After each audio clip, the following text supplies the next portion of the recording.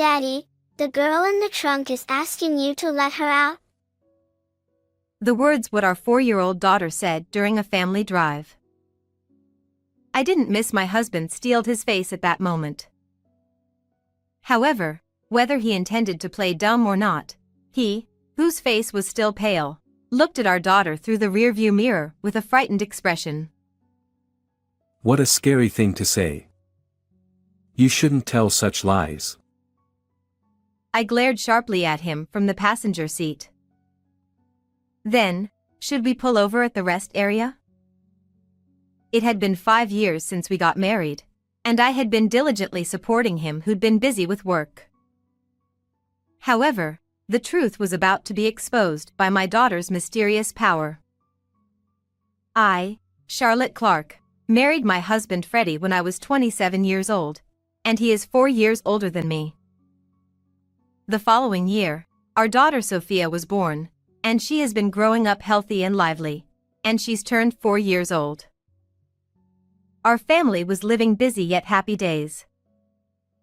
How about going to the zoo next Sunday? Huh?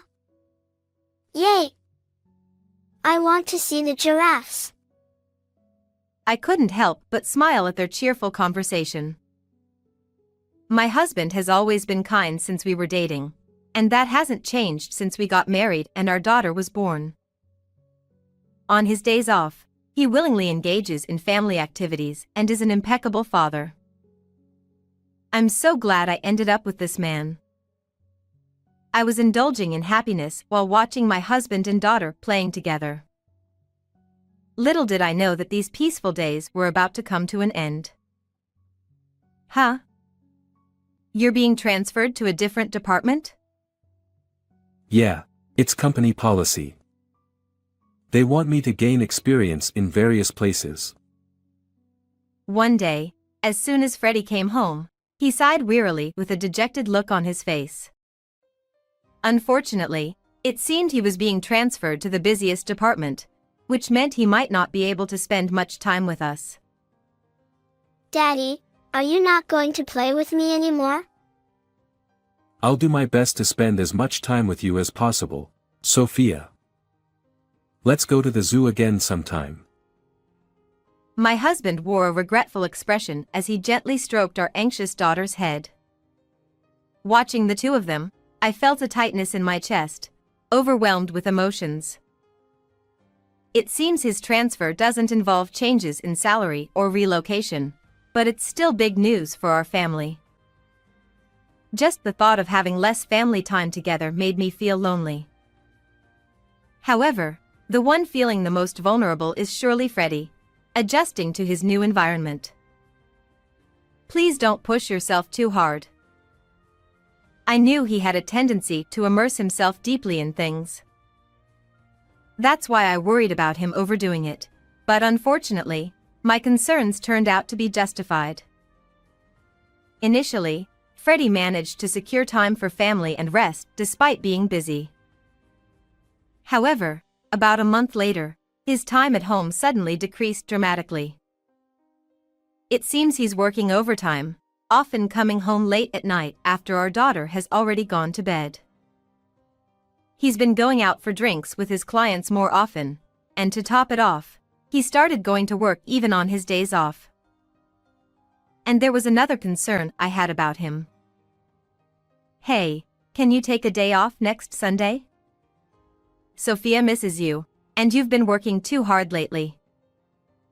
Huh, who do you think I'm working so hard for? So, should I just turn down client meetings and risk getting fired? I didn't mean it like that. I'm just worried about you. That's none of your business. Anyway, make sure you have money ready for next week's drinking party. Seemingly overwhelmed by his workload, my husband had become irritable all the time and started taking out his frustrations on me more frequently.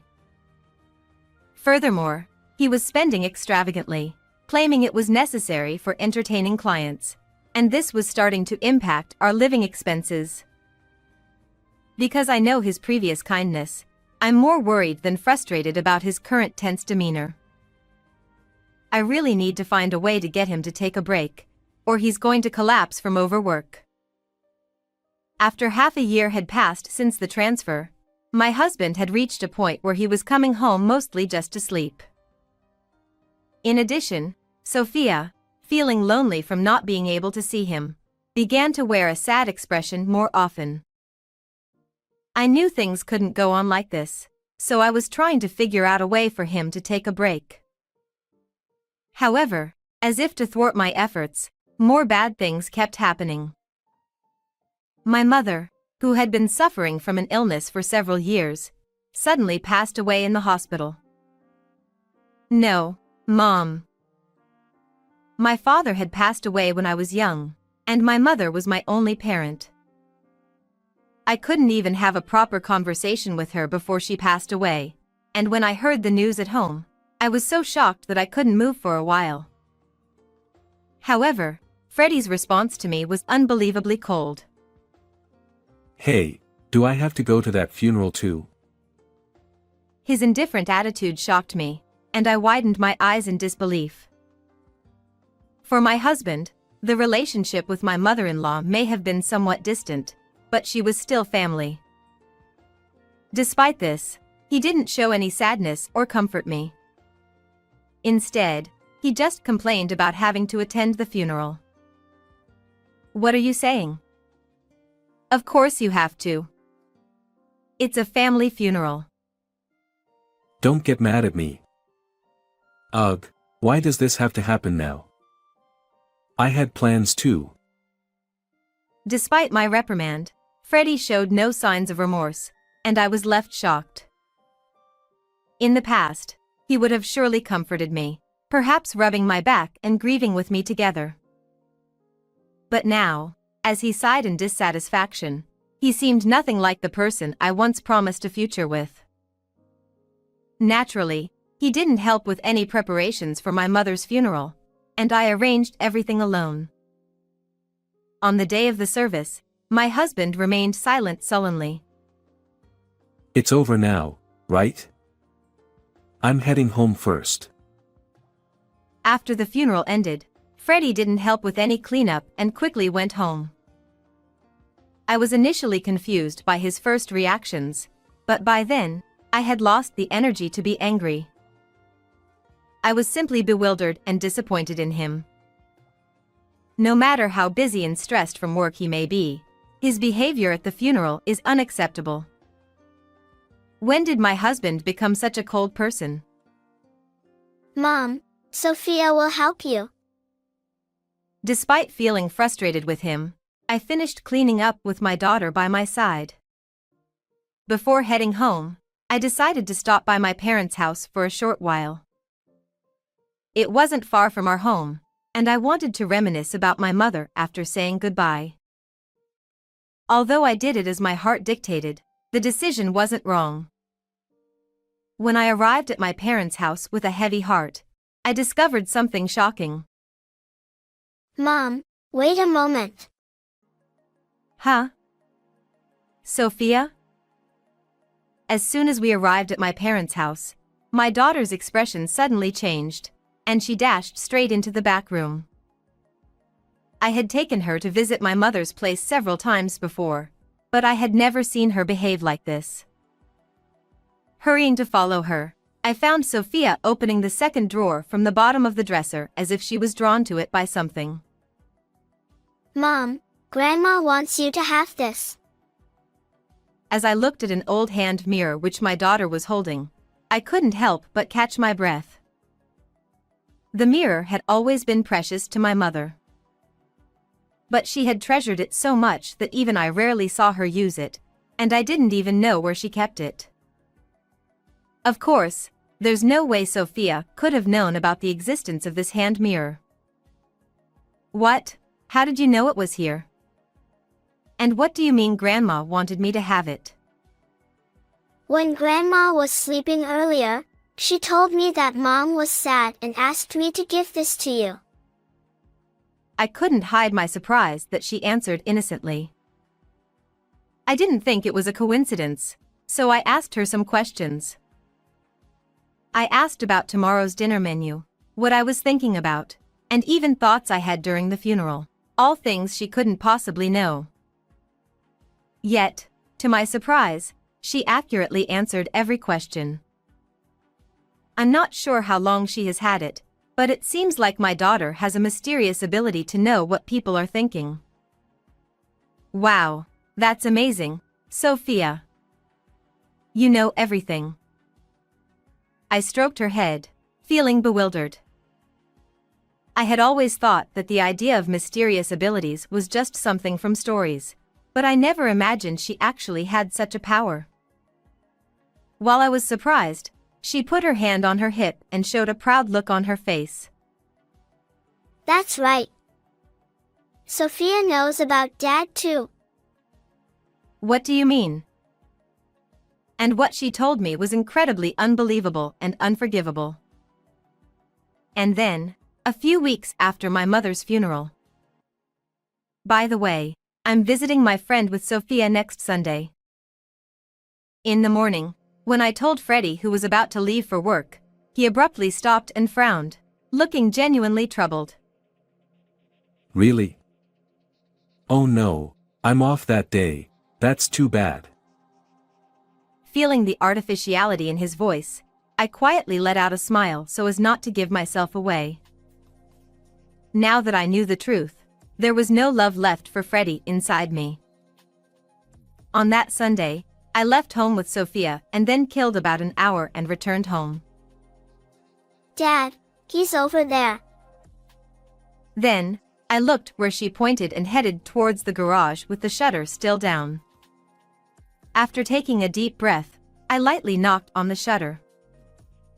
Freddie, I know you're in there.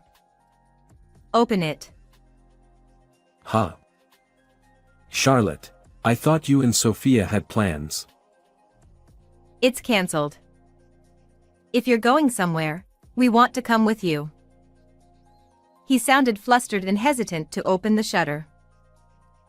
Honestly, I had a pretty good idea of what was going on inside at that moment, but I decided to stay quiet and just observe.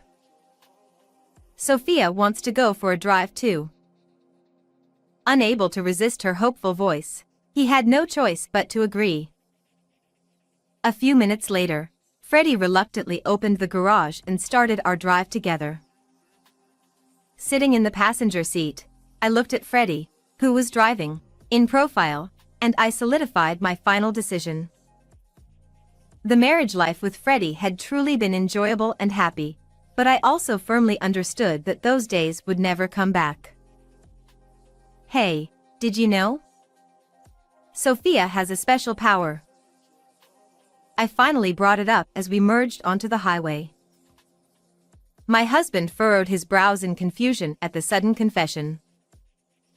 Huh? What's that supposed to mean? That's a silly joke. He laughed dismissively. Daddy, the girl in the trunk is asking you to let her out. From the back seat, our daughter confidently raised her voice. I didn't miss my husband steeled his face at that moment.